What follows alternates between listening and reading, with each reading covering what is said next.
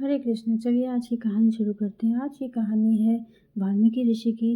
वालिया डाकू से वाल्मीकि ऋषि बनने की कहानी। आप वाल्मीकि ऋषि को तो जानते ही होंगे। वह एक महान ऋषि थे तथा उन्होंने महाकाव्य रामायण की रचना की थी, अर्थात रामायण लिखी थी। वाल्मीकि ऋषि का नाम रत्नाकर था। रत्नाकर ऋषि बनने से पहले एक बहुत क्रूर डाकू था। वह घने जंगल में छुप कर बैठता था। जंगल से आने जाने वाले राहगीरों को रोककर उनकी धन संपत्ति लूट लेता था तथा उन्हें मार डालता था और उस संपत्ति से अपनी पत्नी बच्चों का भरण पोषण करता था। प्रतिदिन शाम को उसकी पत्नी और बच्चे उसकी राह देखते थे कि उन्हें पहनने को आभूषण और खाने के लिए मिठाइयाँ और अच्छे अच्छे व्यंजन मिलेंगे। उनके आने पर घर के सभी सदस्य उनका प्रेम से स्वागत करते थे। जब लोगों के ध्यान में आया कि यह रास्ता ठीक नहीं है, यहाँ डाकू रहते हैं, तो फिर धीरे धीरे लोग उस मार्ग से जाने से कतराने लगे। वे डरते थे कि कहीं डाकू उन्हें मार न डालें। रत्नाकर को लोग वालिया डाकू के नाम से जानते थे। एक दिन नारद मुनि हाथ में बीड़ा लिए नारायण नारायण का जाप करते हुए जंगल से निकल रहे थे। वालिया डाकू वहीं जंगल में छुपकर बैठा हुआ था तथा यात्रियों की प्रतीक्षा कर रहा था, जिससे वह उन यात्रियों को लूट सके तथा आज अपने परिवार का भरण पोषण कर पाए। नारद मुनि के शब्द वालिया के कानों तक पहुँचे। वह उन्हें लूटने के उद्देश्य से उनके सामने पहुँच गया। उसके हाथ में उन्हें मारने के लिए तलवार थी। उसने नारद मुनि को लूटने के लिए रोका और कहा कि तुम्हारे पास जो भी है वह मुझे दे दो और तभी तुम आगे जा सकोगे। नारद मुनि ने उसे देखा और शांति से हंसते हुए कहा कि यह देखो, मेरे हाथ में वीणा और मुख में हरि नाम के अलावा मेरे पास कुछ नहीं है। इस पर वालिया डाकू ने अपने हाथ की तलवार उठाई और कहा कि जो है वह सब दे दो, नहीं तो तुम्हारी गर्दन उड़ा दूंगा। इस पर थोड़ा भी गुस्सा न होकर नारद मुनि ने कहा कि अरे, मेरी गर्दन खुशी से उड़ाओ, परंतु उसके पूर्व मेरे एक प्रश्न का उत्तर तो दो। नारद मुनि का शांत आनंदी मुख देखकर वालिया डाकू भी थोड़ा विचलित हो गया और बोला, ठीक है, पूछो। इस पर नारद मुनि ने उससे कहा कि यह जो तुम लूटपाट करते हो, इसके कारण तुम्हें बहुत पाप लगेगा। उस पाप के कारण तुम्हें बहुत दुख भोगने पड़ेंगे, तो तुम यह सब क्यों करते हो?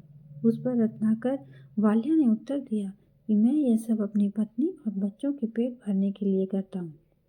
इस पर नारद मुनि ने कहा, जिनके लिए तुम यह पाप कर रहे हो वह तुम्हारी पत्नी और बच्चे क्या तुम्हारे इस पाप का आधा फल भोगने के लिए तैयार हैं?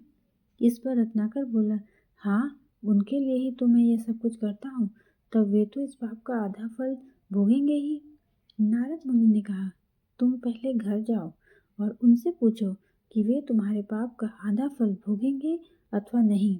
यह सुनकर रत्नाकर वालिया ने थोड़ा विचार किया और कहा कि जब तक मैं घर से इस प्रश्न का उत्तर नहीं लेकर आता, तब तक तुम यहीं रहना और कहीं भागने की कोशिश नहीं करना।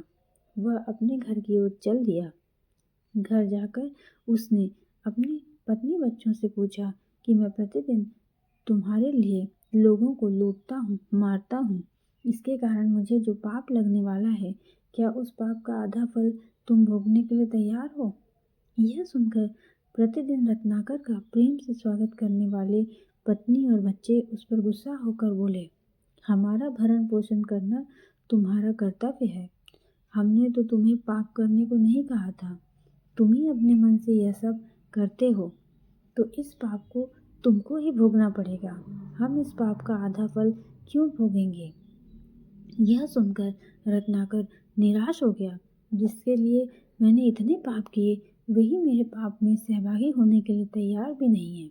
वह दौड़ता हुआ जंगल की ओर आया और नारद मुनि के पैर पकड़कर रोने लगा। वह बोला, मुनिवर, मुझे क्षमा करें। मेरे घर वालों ने मेरे पाप में सहभागी होने से मना कर दिया। मुझसे तो बड़ी भूल हो गई। मेरी गलतियों के लिए मुझे क्षमा करें। मुझे इस पाप से मुक्त होने का योग्य मार्ग आप ही बताएं। नारद मुनि ने उसकी पीठ पर प्रेम से हाथ फेरा और उसे उठाया। उन्होंने कहा कि तुम श्री राम के नाम का जाप किया करो, राम राम बोला करो। इस नाम से तुम्हारे पाप धुल जाएंगे और तुम्हारे सारे दुख नष्ट हो जाएंगे।